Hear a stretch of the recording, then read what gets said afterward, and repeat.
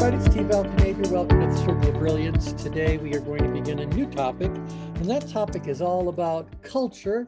I imagine very quickly it's going to be more organizational culture, corporate culture, something like that, because obviously culture applies at a much more societal or even global level. I think we're going to be talking more than anything else about the culture inside of an organized group of people, whatever that may end up being. But nevertheless, culture on the change grid is the topic at hand. And so I put together just a few questions I'd like to start off with, just to kind of get the ball rolling. The first one is the very simple one, one would hope. What exactly is culture? And as we started talking about last time around, which led to this being a topic to bring before the circle, people had a lot of different kinds of elements in their definitions, a lot of overlap, a lot of resonance among the various definitions people came up with, but there didn't seem to be one single definition that people decided to hold near and dear. So let me start by asking you guys, is there a particular definition of culture that you find works best in the work that you do or resonates best with what you're trying to accomplish? So what definitions of culture do you use or are you aware of? So share a few with us. I would say behaviors exhibited based on outside of an organization and its people based on outside and internal influence. Oh, all right. Interesting. So it's the result of influence. Interesting. Okay. All right. Who else? Who else wants to throw one out, throw an element out? I think what David mentioned is the key for me. It is truly about behavior. Yeah, comes Right. down to behavior, right? Yeah, it's the question is it the behavior you want or the behavior that has, homegrown, I guess, and created. Right. Interesting. Okay. All right. Anyone else want to throw anything else before I throw in my 2 cents? Yeah, I like the part of David's explanation when he talked about influence, because I see it all the time on how just the influence of even a minority, it determines the culture depending upon their status. Very interesting. All right. I like the definition of or the comments about behaviors, but I always think of it as an expression and of these kind of like shared, or at least that's the idea, to have these shared attitudes, the values, different perspectives. Because something that you said the last time about all organizations have a culture, whether they know it or not. Oh yeah. Absolutely. And they often start with that, like these are our values and that kind of thing, although that may not be what they're actually living up to. Right, because there's a big difference between the culture that is expressed and the culture that is experienced. Right. And so that's why I say, like, every group already has a culture. They probably more often than not have put zero thought into their ability to craft it. They've just kind of defaulted into whatever culture they are. So, right. But nevertheless, there's a culture there right now. And whether it's the one you want or now, that's a totally different discussion. But yeah, you are part of a culture.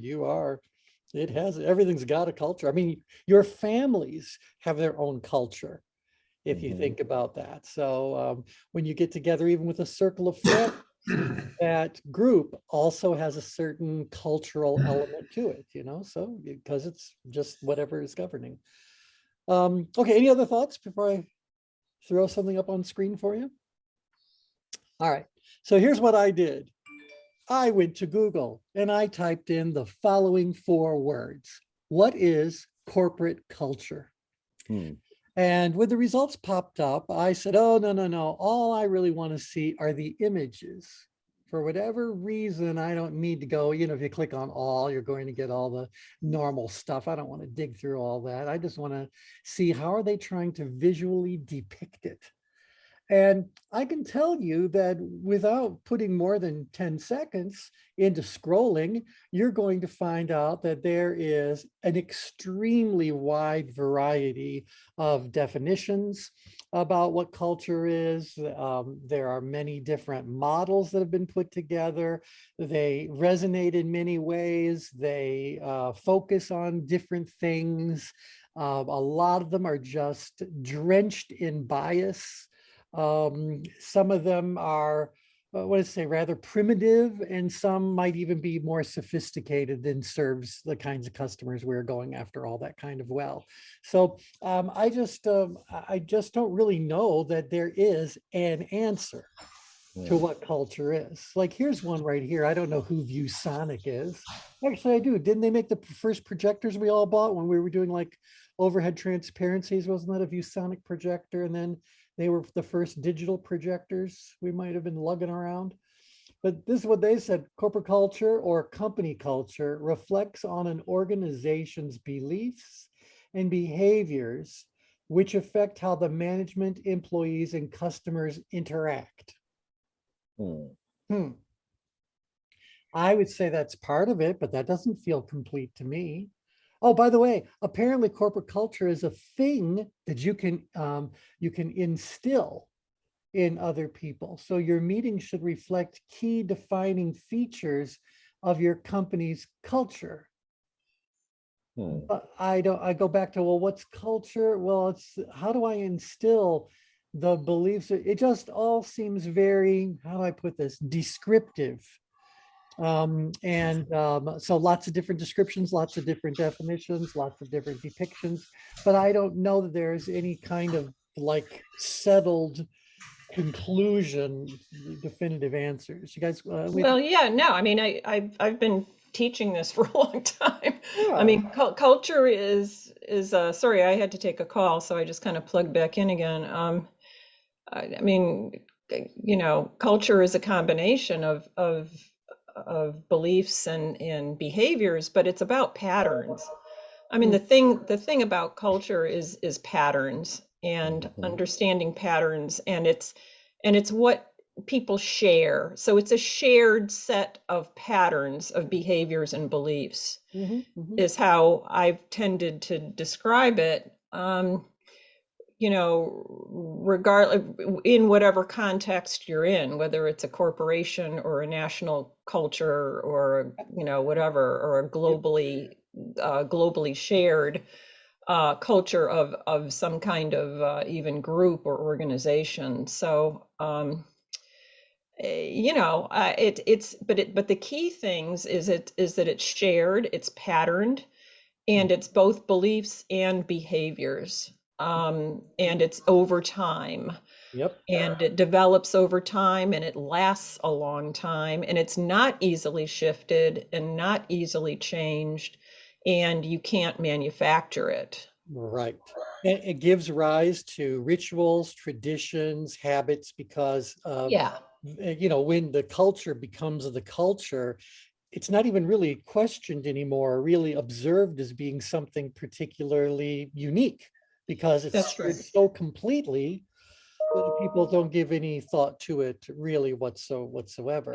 It's picture it as, you know, the fish in water. Well, culture is the water, you know, it's what is your environment? What do you take for granted? What are you not even aware of? I remember when I first started studying anthropology, one of the first things I did was immerse myself in American culture and become very, very aware of my own, and which is very hard to do, you know, and I'm still doing it, but of my own biases, of my own culture's biases, so that I could actually work with other people and know what I was bringing to the table around my own set of biases if I was working with them on understanding their culture, you know, and others' cultures, because it's so ingrained, it's so much we can't even begin to understand it, which is one of the reasons there's so much toxicity, and people cling to their tribes because they just aren't aware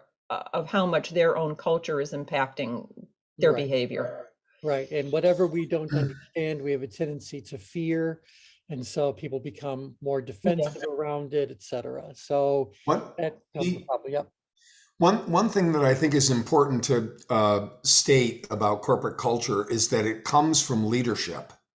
All right. It is created by leadership. It is their expressions, their patterns, their acceptance, their tolerance, their that really serves to kind of create and define what the culture is. Because in many ways, depending on the structure of the organization, the culture really, or the company really is just an extension of the individual who is starting it or running it. Right. And that's why the work that we do as coaches is so important, and it absolutely affects culture. Yep, because it in turn is going to directly impact how that key individual behaves, which could have a dramatic impact on That's the intent. that's the intent. Exactly. I would like to sort of modify that a little bit or comment on that a little bit. It really all depends. I think the culture of an organization starts with the founders, but depending, I mean, culture is not the same way. Culture is not just top down. I mean, culture is something that is shaped by every individual in it, and the things that impact and can harden or solidify culture from a top-down perspective is the set of structures and policies and people programs that you put in place to support a certain set of beliefs. And it comes down to, what are you measuring? What are you measuring in people? And that's going to get reinforced, and that will solidify certain ways of acting and behaving. But I think that, people, everyone in the organization impacts culture in some ways. And there is a top-down aspect of it, but depending, and certainly in decentralized organizations, that is no longer as valid as it used to be in hierarchical organizations. So that was just a comment that I wanted to make about that. Well, I think So, it's a good comment. Well, go ahead, but I think that is a good comment. Yep. And so to that point, I'm wondering, is that in part the reason why it's so difficult to operationalize, is because what I'm seeing statistically in these organizations, which is why I initially asked the question, there seems to be not only a poor conception of what work is, but organizations don't seem to understand. In medical school, we learned this concept called structure, function, integration. And that's how you tell abnormalities. So those two interact with one another. So if you have a structure that's meant to function a certain way, any abnormality is going to impact the other thing. So in other words, when a functionality is disrupted over time, it disrupts the structure.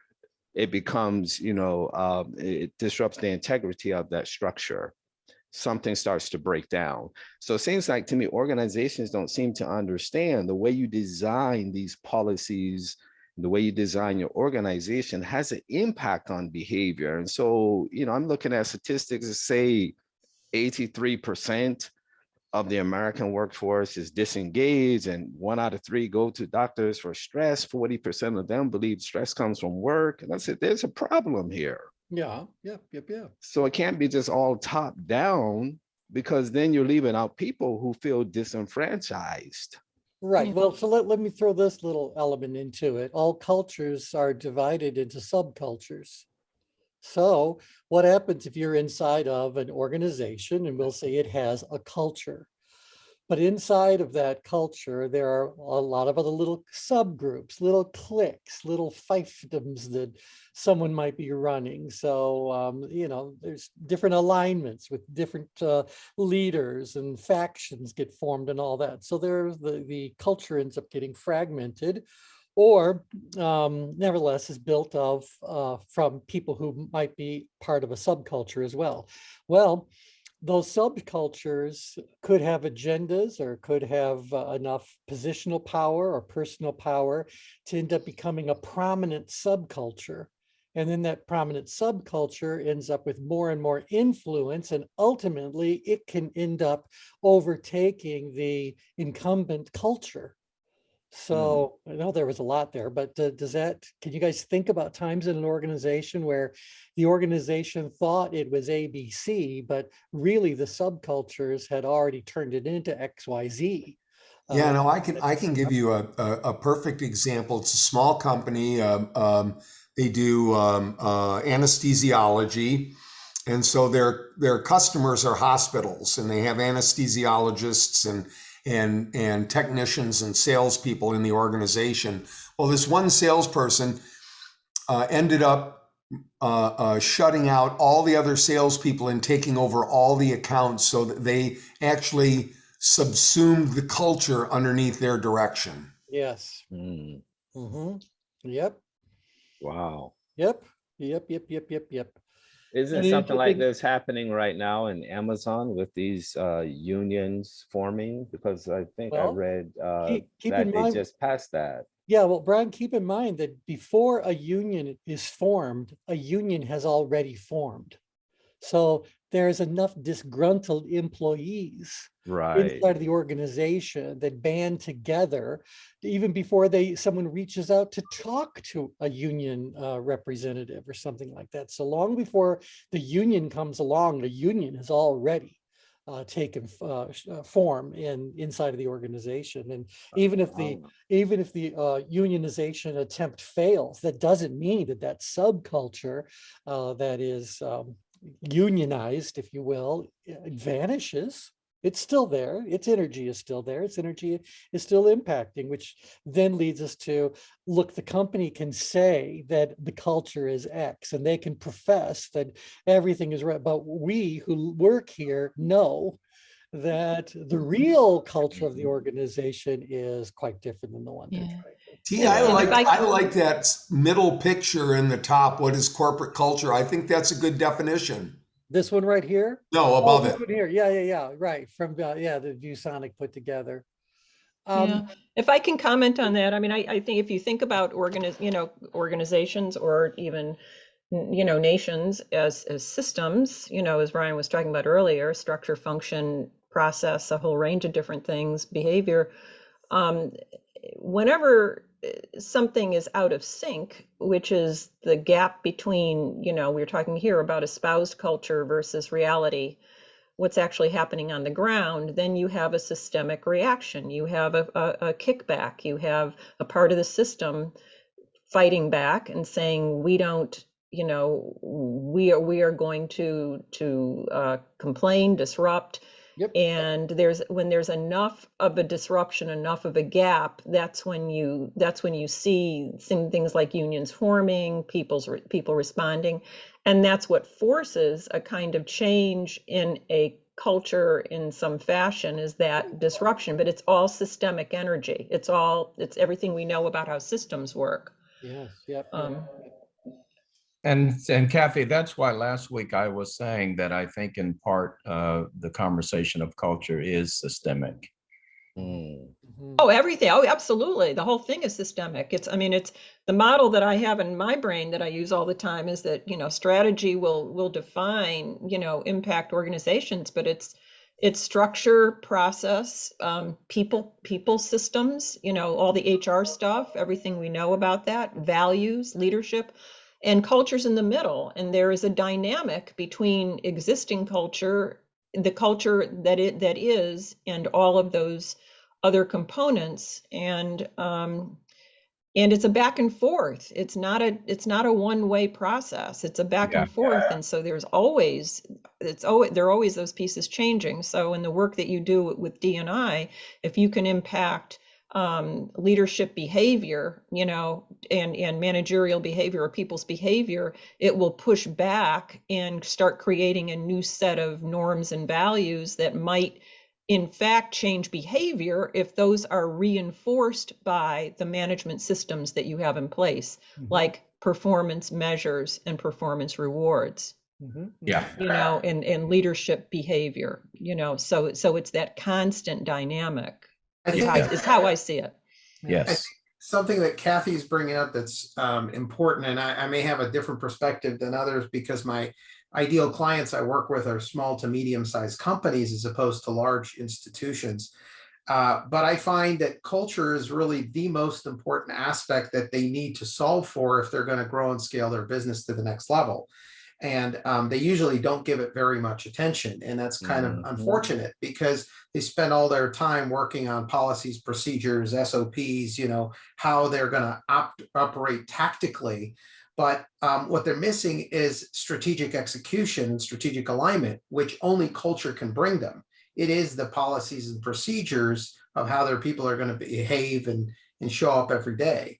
And that they don't normally spend much time developing or designing on purpose. It just kind of creates itself. And as they scale the organization, it starts to fragment and is disjointed and doesn't work well. And that is so, I so agree with that. I mean, I call that we call that the alignment component of organization design. Because, and most organizations, when they go through an intentional design process, they forget to do that and then wonder why their designs fail. The other thing that's important, think about all the M&As that fail. I mean, it's all culture based. It's always culture based. Not paying attention to the differences in the cultures and helping people work that, and come to grips with that in whatever change that is. So culture is so powerful. I just don't believe in just focusing on it in isolation. It's got to be part of the system. One of the keys too, and one of the reasons why I love this human synergistics model is because you've got to be able to do a gap analysis, and you need a tool for that. And it's I just don't know any other way to go in, analyze a culture, see what the ideal is, perform a gap analysis, and really have meaningful data. Yep. I always do it, believe it or not. I mean, this is my background. I don't tend to use tools for that, but that's me. I'm kind of not normal in that way, but I take an anthropological approach and tend to do that with smaller companies in particular, literally through interviews. Yeah, I think you can. I think you can certainly do that. Well, yeah, I have. You can do that because it's getting at the white spaces between what a survey can tell you. It's what are the shades of gray? What's going on between what people are stating is happening and what they want to see happen, and strategically where they want to go and how they're operationalizing it, and then what is the impact on the actual people doing the work and trying to make decisions. And you can get at that through interviews in a very powerful way. It's more time consuming and it's a little more expensive, but I think it's more accurate.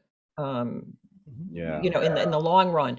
But not everyone can do that. It's hard to do that in really, really large organizations, and many clients won't tolerate it.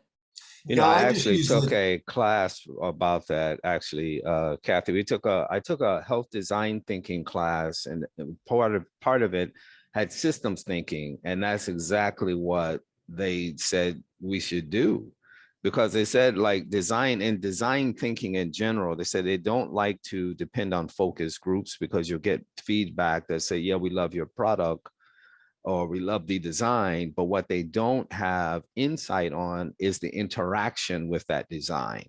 So they like to visit. That's exactly right. That's exactly right. So they like to visit them in their habitat and see how they're interacting with it. That gives them more, as you just articulated, accurate feedback in terms of the design. That's why more companies are bringing in anthropologists to understand marketing and branding and, all of that. I mean, that's been going on for a long time now. And getting away from the focus group model and saying how are real people working with this? And it's creating a major impact on products. And that's happening in big companies like P&G and others are doing that. And it's design thinking. That is what design thinking really has become. It's very exciting, actually. So is culture therefore a design issue, could we say? Oh, absolutely. In my opinion, it is. It's a major focus of design. Yeah. Well, I want to show you a couple of these other models and then let you guys integrate this into the dialogue you're having, because a lot of you have shared things that are little whispers of what some of these other diagrams are showing. So let me show you a couple more, but before I do that, I want to just say that it would seem to me, and maybe it's because my belief is that a culture already exists. Like the Yes. first thing I would want to do as a consultant is go in and see what I can do through observation, through interview, through whatever instruments might actually help. I need to understand the culture as it is. As it genuinely is. And I need to know, is there a difference between the culture that is expressed and the culture that is experienced? So, call me a follower of the path of self-discovery if you must, but I got to know where we're starting from. So what's the current situation? Then I can certainly get into great discussions and explorations about what people would like the culture to become, to grow into, what's its next greatest expression going to be. So we can do all that green, black, yellow, red stuff afterwards. But I got to start with where I really am. Now, Yeah, the tool that I was mentioning to you actually starts out with what do you want your culture to be? And then it goes to what is your culture right now and what are the gaps? Yeah. so it might either be assuming that a goal already exists and then they go and walk the path, or they've simply said that they need someone to verbalize what they want before going Yeah. back. I personally would do that. I want to know the current situation. That's why the path of self-discovery has always been, I mean, that's my natural model. I mean, I've been doing this in organizations for as long as I can remember. You have to look at the existing culture and then go forward. And I've come to believe that you're better off starting with what is, rather than tainting people with ideas about what they want. Because if they're able to describe what's existing, then they can move forward with a strategy from Right. there. And also That's my personal approach. I mean, that's just my personal approach. but also from a tension management perspective, we have to keep in mind that describing the current situation is a very clinical question, or clinical exercise, where the moment I get someone to talk about what they want it to be, I'm going to awaken higher levels of productive tension that could either lead to creativity, excitement, and enthusiasm, which then could break down into arguments about this and that, and debates about whether the outcome should look like this, that, blah, blah, blah. And almost, if I go on to the desired culture too soon, I'm really just going to watch the current culture in the laboratory. I'm going to watch the current culture describe itself while I watch these people argue about what the desired culture needs to be. Does that make sense? Totally agree. Totally agree. So Wow. I just bring it up because when I did a little search, as I mentioned last time around, remember I said that whenever a new topic occurs in our industry, and I don't mean anything disrespectful at all when I say this, I just hope you guys really, as people who've been in the industry as long as you've been in it, recognize that we are in an industry. And just like any other industry, we have to have our own innovations. We've got to be able to pay attention to what's changing with the times, et cetera, blah, blah, blah, blah, blah. And so when suddenly culture became a topic, everybody and their brother, you got to believe, put together a program about culture. I mean, my ruling belief when I first started in this career was that I could, you just give me a topic in 2 weeks and I can come up with a program. So I didn't need to have a total practice devoted to one little thing. So point is, a lot of people came up with programs right on the fly about the perfect corporate culture. And they did stuff like this one. I don't know if you can see this, but this is people kind of already deciding for everybody what the culture would actually be. And I know this is a pretty old diagram because I know this little graphic thing. We all know these little bean characters. And so someone came along and said, well, corporate culture is outcome oriented, it's aggressive, stable, team oriented, people oriented, detail oriented, and innovative. And my first reaction is, who is Wow. this person and who gave them the right to say that this is what culture was? Now, that might be my reaction because, and I'll share a little personal story, let you guys all become my therapists for a moment. But when we first started, we moved from Michigan to North Carolina, and we decided we were going to get involved at a pretty high level with the Charlotte Chamber of Commerce as a way for us to find some corporate opportunities there. And so one of the committees that I served on had a young whippersnapper from the Arts and Science Council. Now, you guys may not know this, but Charlotte, North Carolina has the second highest funded Arts and Science Council in the country. So yeah, include New York City, include LA, include every big city you want. Charlotte spends more money on its Arts and Sciences Council than anybody else does, say for one of them, which I believe at the time was actually New York City. So anyway, so I go there, and so we wanted to be able to do a presentation about what culture was, what's Charlotte's culture. And so I said, well, certainly if we're going to be talking about culture, we need to be including things like what's unique about the food, what's unique about, music, what's unique about arts, and, what makes Charlotte unique in all these different ways. And the guy said to me from the Arts and Science Council, food is not part of the culture. And I just went like, how can you possibly say that food is not part of a group's cultural definition or cultural identity? And so we went into all this kind of stuff. And I just remember saying to him, well, who decided that food wasn't part of culture? And when did anyone grant them permission to even make that declaration? So, I bring this all up to just say that there are a lot of people out there who decided to simply impose their own biases into what culture is supposed to be.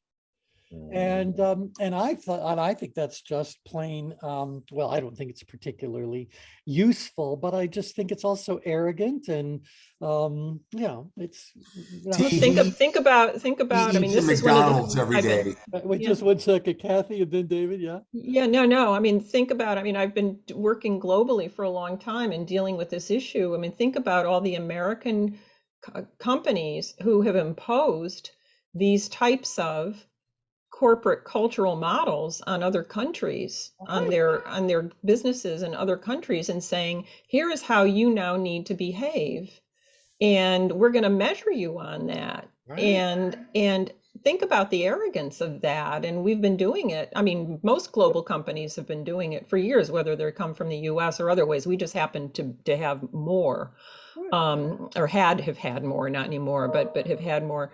So, the whole idea of the arrogance around the right culture has been around for a really, really long time, and it's incredibly damaging It is.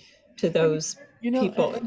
To David's point, then David, if you'll just save your thought for just 1 second. But David, you said earlier that very often the culture is very much influenced by, or if not dictated by, the owner of the company, or whoever the top leader happens to be. I don't know that if I own the business, I think I have the right to say, look, it is my business, and this is the culture that I want to have inside of it. It's like, well, I've got the right to do that. It's my company. But if I'm an outside consultant, and I don't know that I have the right to impose my model on all different other kinds of companies, but every company, I'm babbling, but what I'm trying to say is that every company has the right to have its own culture. Whatever it may include or not include, it's entitled to have its own unique culture, and then let the marketplace decide whether or not that culture is. Well, I think that professionals and scientists and researchers have come up with, more ideal corporate culture models that are cross-cultural, that do honor differences and things like that. But to say that any culture Well, any culture is a culture, but is it a productive culture? You know, my client in New York, my first conversation with him is, I want a culture of accountability. Okay. Mm. All right. And so there are all these terms out there. I want a culture of customer service, or I want a culture of X. Yep. And, you know, so they do articulate their preferences, and you have to be able to demonstrate to them whether or not that culture has velocity, is achieving the results that they expect it to achieve. Yep. If there are differences that could be added that could make it more productive, more effective. But I don't know. Maybe it's hard for me because I use models to say there is no good model.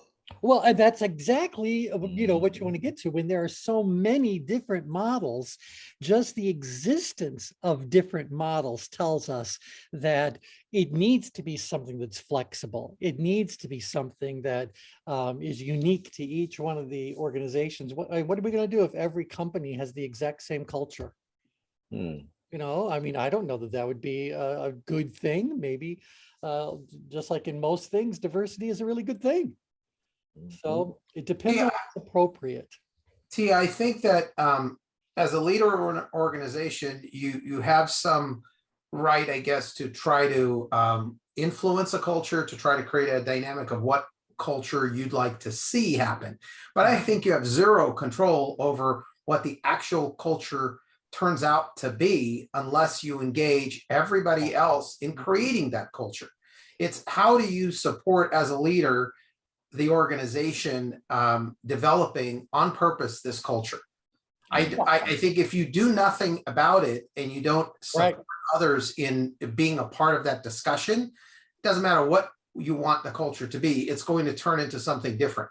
Right. But No, I had a leader one time who I talked to him about mission, vision, values, and corporate culture and core values and things like that. And he went away and he flew to San Francisco and sat in his office with his executive assistant and created it all and announced it to the company. How'd that go, David? Yeah. They're struggling a little bit. I'm sure. The same thing happens with organization designs, Dave. You know, the structure on the back of a napkin concept. It happens all the times, you know. Right. Yeah. Wow. Well, and here's the thing, it's like, does that person who originated the business, you know, that whole entrepreneurial spirit or wherever they happen to be, do they have the right to try to create the company of their dreams? Of course they have the right to try that. But in order for them to successfully do that, they're going to have to be exceptional leaders. They're going to have to be very influential, persuasive. They're going to have to hire people that are already well aligned with that same mindset. You know, they basically have to still go into it knowing that if you want a culture to continue as is, it has to be populated and it has to be exercised in the way it's always been populated and exercised. Because if you introduce any new DNA, then the culture could very easily kind of change. So, but now I think we're getting more into how do you go about helping someone change a culture. I just wanted to kind of bring to your attention that there's a lot of models that are out there. Most of the models are descriptive. So far, I haven't found any that would be all three of the things we try to be, which is descriptive, predictive, and prescriptive. So I haven't found one that does all those things well yet, but I just wanted to say there's so many different models. Which gets us then to really the next question. If we can't get any real single definition about what is culture, because it means a lot of different things, I'm kind of go like, well, rather than worrying about what it is, why don't we first focus then on what's the point of it? Why do I care one way or another? Why should any business owner concern themselves in any way, shape, or form with culture or changing the culture? Because they want to have predictability of outcome. Okay, tell me more. Well, a business is in business for a purpose.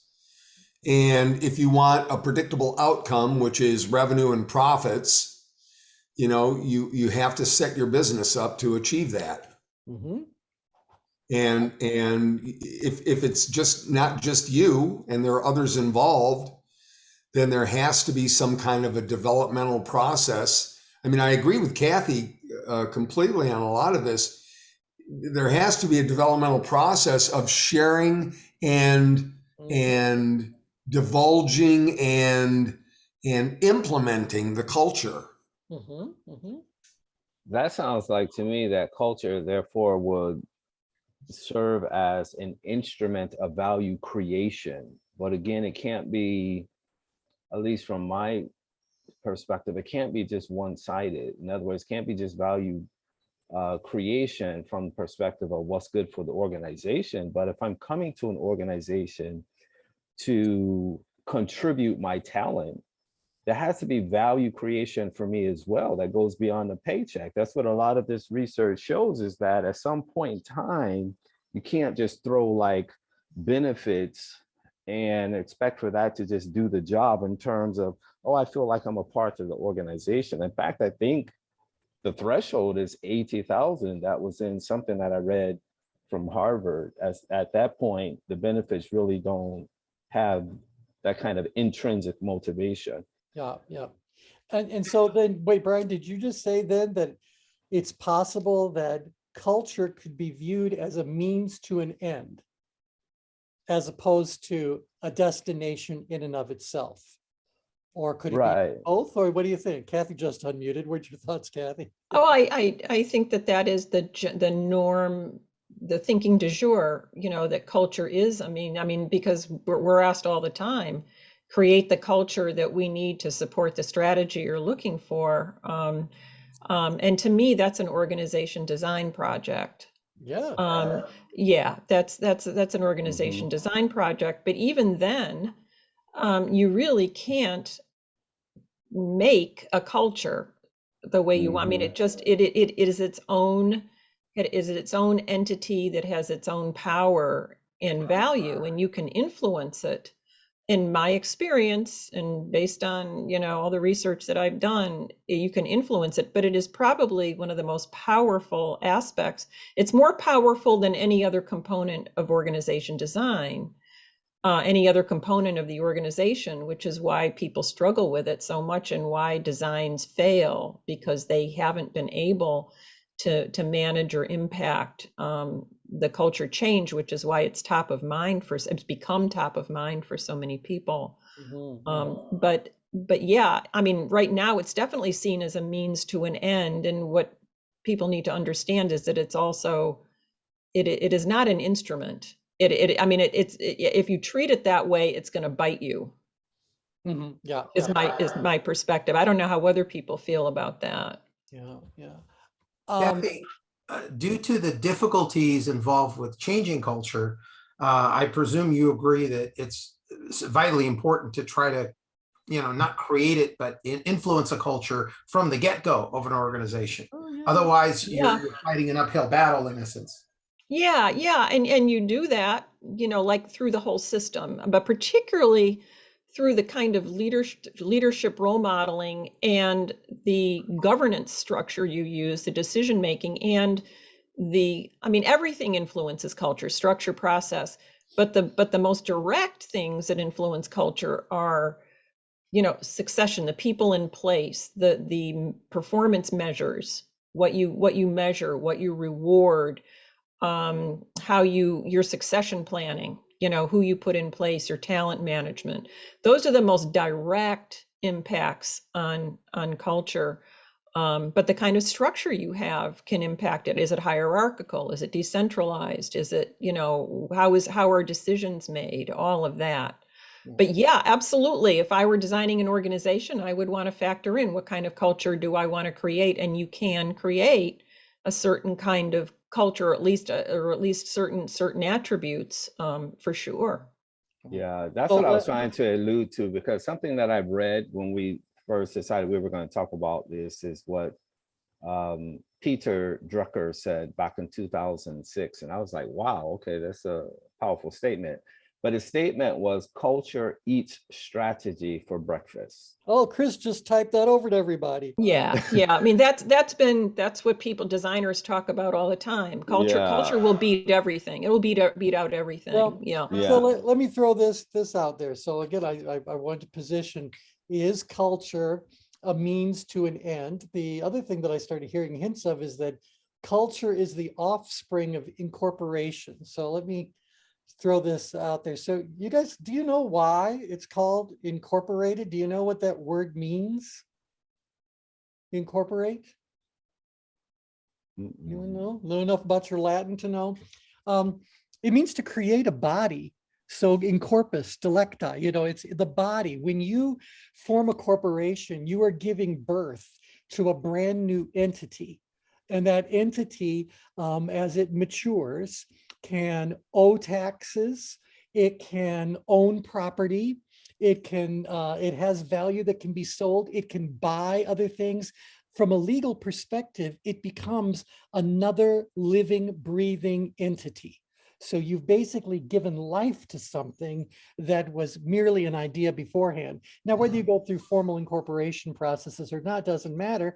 Anyone who starts any kind of an enterprise is giving birth to this. So we have to think about, it's a child.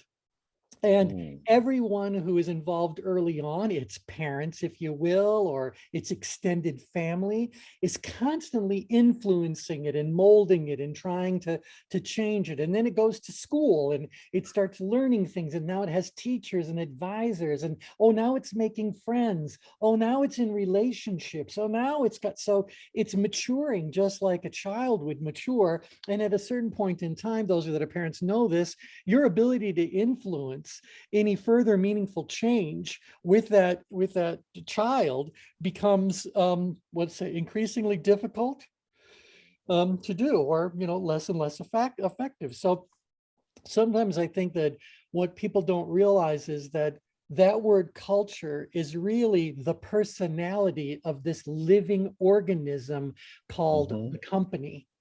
Identity. It's the identity, it's who it really is. Now, if that becomes too rigid, if that becomes too solid, what do you know will happen to a company who says, we are X, we produce X, that it's totally locked in to whatever its definition, its identification happens to be. Sounds like a fixed mindset to me. Yeah, and so what do you think is going to happen in the long run? Yeah, it'll decline. It has to, because it can't adapt. It can't be agile. It can't be agile. It might have a very impressive heyday. History is filled with stories about companies that did truly, truly remarkable things for a good long period of time, but fell out of vogue, could no longer, meet the demands of the changing marketplace, and now they've kind of fizzled and gone. I mean, how difficult would it be if I said, you guys rattle off the top of your head 5 department stores that no longer exist? Come on. We all know that things that get too rigid, too locked in, end up suffering. And so to me, one of the things we want to say about the perfect culture, the ideal culture, it's one that can be flexible, adaptable, responsive, those sorts of things to that. So then I go like, okay, well then culture might be a means to an end. It might be just the result of the parenting that's happened through the growth of the company. But the other one is, do you believe that some people think that culture is a destination in and of itself, and that what the company should focus on first and foremost is creating a certain culture, and from that certain culture, that group can now go and accomplish anything, can do That's what a lot of companies have done. That's a lot of powerful companies have actually done it that way. If you think about companies like Google or even Amazon in its early days, but a lot of the tech companies have done that and created incredibly loose structures, but focused on the culture. Yep. Well, we can think of one. We did some work. How many of you are familiar with the real estate company Keller Williams? Oh, yes. Yeah, oh, yeah. All right. Yeah. Keller Williams will not tell you that what it is a real estate company. They'll tell you they're an educational company that happens to be involved with real estate. their whole thing was that their culture was all about learning, learning, learning, learning. And the more that their agents learned and the more the company could educate others, the buying public, et cetera, that the real estate deals would just naturally come their way. And I think they've been a very successful company, but they think of themselves as an educational company first and foremost. So I thought, Yeah, I like that because that really talks about that symbiotic relationship between identity and expression, right? They're always interconnected, right? And so you get these industries, if you will, like the finance industry, and it's all about this identity associated with the competition. You get the healthcare industry. You know, people know the difference between a short white coat and a long white coat, what that means. Yeah, Like it has you don't want the long coat coming in. exactly. You know, so it's all those different kinds of semiotics that play out. Yep. Even if you're not speaking, you know, it's in the symbols, it's in everything. So identity and expression goes together. Yep, absolutely. And so I guess I just wanted to bring this question about what is the point of culture to, it depends on, the point of it is dictated by what the people that could hire you are trying to accomplish. So are we supposed to take our concepts of culture and impose them on others? Or are we supposed to take our body of knowledge about change management and about culture and blah, blah, blah, and just say, you tell us what it is you're trying to create, and we'll let you know if it's something we can help you do more effectively. So I don't know if you guys agree with me on that, but I think that there could be multiple points behind the drive for changing culture or the benefits of looking at a culture. And maybe it's because we'd like to just really grow a really good company from the beginning. Maybe it's like, I just need more profit and revenue streams. It's all about, can I get more productivity out of people? And maybe it said, no, first and foremost, I want to create a great place for people to just work, to just be. And then we'll find out what it is we're going to do with all that. So you guys get the idea? It's like, I think there's a lot of different points. And each of us as a professional gets to decide whether or not the point that they are focusing on when it comes to culture matches us or it doesn't match us. Is it something we want to help them with, or we can help them with or not? But ultimately, yeah, I think there's lots of different points to it. You guys agree? Disagree? Totally. Yes. Yeah. Totally. Yes. So that gets me to this next little piece, and we're almost done for today. So I'll just give this to you as a little glimpse into what we'll talk about. But remember, from pride-based leadership, obviously, I think all of you have said that if anyone has any hope whatsoever of changing any aspect of a culture, they're going to have their leadership skills put to the test. So, because you can change all the systems you want to change, and it's startling how quickly an uncooperative individual can undermine your precious system. So sooner or later, it's going to get back to people, and we need to look at that. And remember, from pride-based leadership, there's this exercise we do where we say there are 4 facets of leadership, and we would quickly put leadership into quotes, because obviously not all these are going to be leadership. But just as a reminder, or actually a quiz, they all started with the letter F. Do you remember what the 4 facets of leadership were? Leading the something, leading the something, leading the something, and leading the something. And it was 4 words, and each word started with the letter F. Anyone remember? I don't remember that. Really? Well, we'll go to it through. Refresher time. A refresher time. So leading the family. And I wonder, no, I'd have to find this, but for next week, I'll chat this over to everybody so you have the handout. But the 4 facets of leadership: leading the family, leading the future, leading the focus, and leading the facts. So it's family, future, focus, and facts. That's good. Right. Now, what we do is in this exercise, I tell people what each of those kind of involves. So you guys are the gifted students program. So when I say that a certain portion of all this energy that leaders put out there could fall in the category of leading the family. So when it comes to leading the family, what kinds of things do you think fall in the category of leading the family? What would you say this is part of the way a company operates that's really more about family? What you do to take care of people. How you take care of one another. Yep. What else? So like respect. Yep. Getting along with one another. So this is all about, I don't know whoever put together the whole bus metaphor, but making sure you got the right people on the right bus, heading to the right destination, and you need to add to it, and they're not fighting with each other, you know. So That's that ideal fit, right? Like it's making about sure they fit the culture. they fit. So it's all about the people, how the people are identified and onboarded and empowered and enabled and developed and all those good sorts of things, how they're getting along with one another, making sure that they're all feeling good and everything is all happy. That's leading the family. Leading the future is all about knowing where this company is heading. What's it trying to accomplish? So we talk about vision and mission and purpose and those sorts of things. It's about being able to share with everybody, this is what our future looks like. And we could even get into a little bit more about what we'd like to try to accomplish by when, et cetera. But don't think that the numbers associated with it are particularly strict. It's more about getting people to envision greater, grander possibilities, where things could go, all about that sort of future sort of stuff. We're going to go.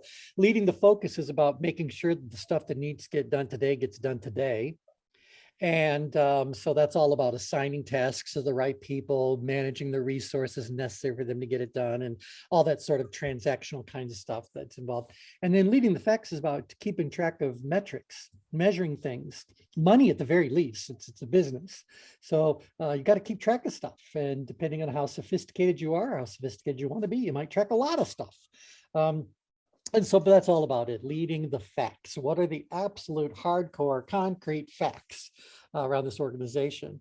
So what this exercise then asks people to do is think about their own organization as they experience it, and just talk about in general, the next step of the exercise is for them to just talk about in general terms, what happens if an organization puts too much emphasis on that facet, the appropriate level of emphasis, or too little emphasis. And so you look at each four of those and those three different possibilities, and you end up with a real interesting matrix about where people are putting their energy and what they're going to get because of that. And then we say, now thinking about your experience of your organization on these numbers, I just want you to circle one that tells me where you think your organization is, the organization as you experience it is right now. So they might say that, well, my organization is putting way too little. They're a -6. And really they should be doing appropriate. So it's interesting to kind of see what's going on. And so that's a little setup. We'll go through it in greater detail next time around, but here's the big question I'm going to ask you. As focusing on culture has become a more and more, let's just say, well-marketed topic. So I'm not giving a value judgment or anything. I'm just saying, like, right now, for whatever reasons, culture has become a very well-marketed topic. And so lots of people are thinking about it, lots of people are doing it, etc. Well, what happens if the person who is driving that cultural change is someone who puts too much, too little, or appropriate amount of emphasis on the family?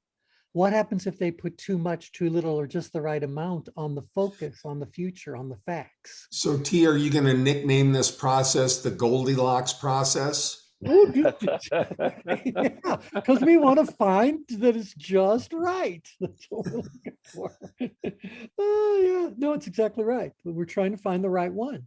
And I don't mind sharing with you that part of my big concern is that when I think about people that are going after culture for the sake of culture, having just this really great place to work where everyone loves one another and blah, blah, blah.